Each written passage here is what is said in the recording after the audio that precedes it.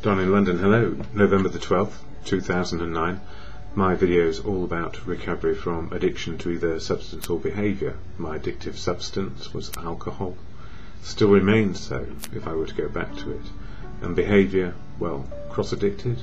Or, I guess that might not be a favourite thing to say, but I do know it. Workaholic, relationshipaholic, any ism you could possibly imagine. And I was trying to fix myself all those years of drinking, to be convivial, to take the edge off, to be happy. And I guess over those 35 years there was a lot of happiness in there, and love, and all the things that make life worth living.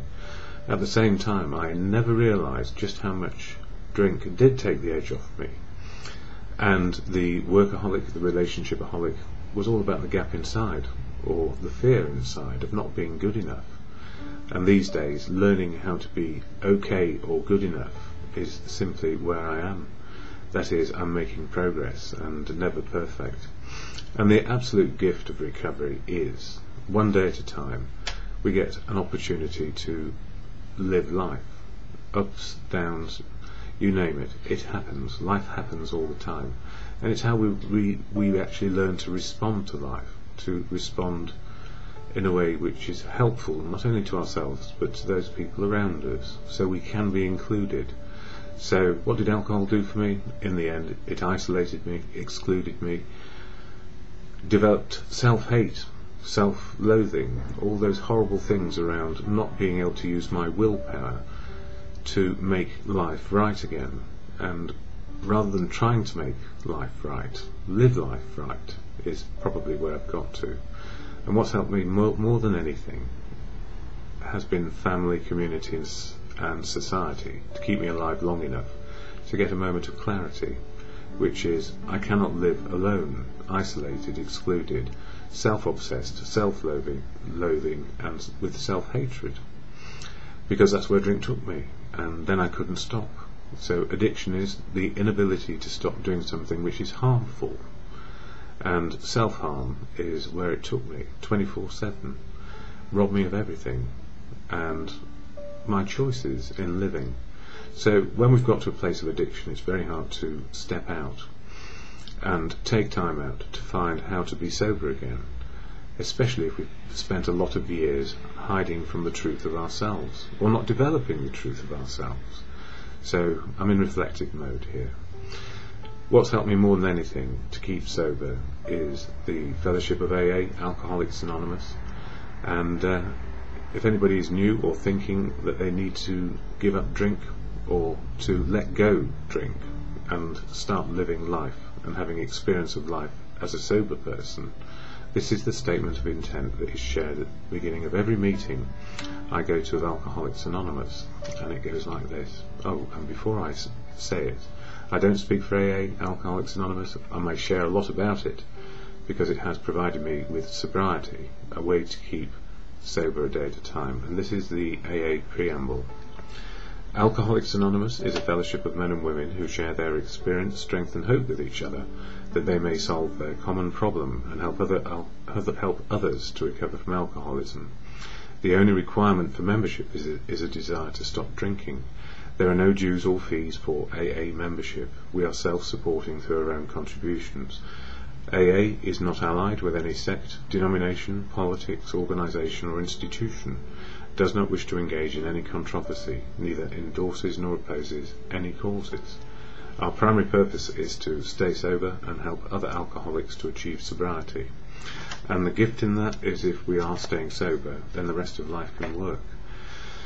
And what I've learned is if I put anything before sobriety, material success or anything really, if I don't put sobriety first, the rest can fall down like a pack of cards or a house of cards. Get my metaphors right. And I go to meetings, and at meetings I hear the experience, strength and hope of other people about their wisdom to keep sober in the day.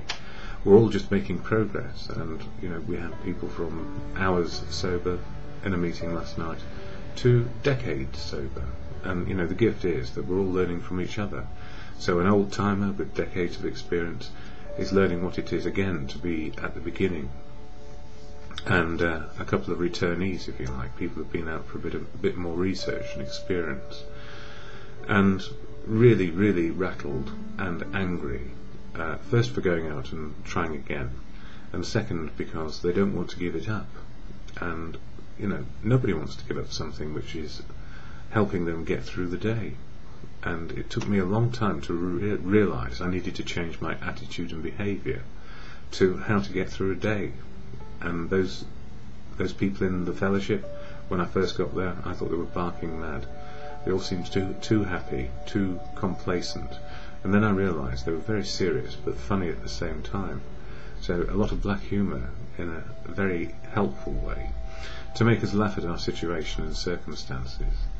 And but it is an upset to the system. If you've been doing something for decades and then try and change attitude and behaviour, it takes a monumental shift in our inner resource, if you like, to make better life choices.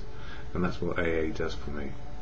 And it's full of unique, authentic people who I don't speak for. I can only speak from my experience and what it's doing for me. And I share the readings of AA here. And this particular book, Daily Reflections, is all about the 12 steps and 12 traditions of AA. The 12 steps to change our attitude and behaviour, 12 steps of action, not to be read and then forgotten, but to be lived. And then the 12 traditions which hold the fellowship together around unity, service and recovery. But I concentrate mostly on the steps here. And so does this book. And for today it says November the 12th, Morning Thoughts. And it's step 11 for November. 12 steps, 12 months in this book. Ask him in your morning meditation what you can do each day for the man who is still sick. And it goes on to say, for many years I pondered over God's will for me, and that can be the God of your understanding or your good conscience, believing that perhaps a great destiny had been ordained for my life. After all, having been born into a specific faith, hadn't I been told early that I was chosen?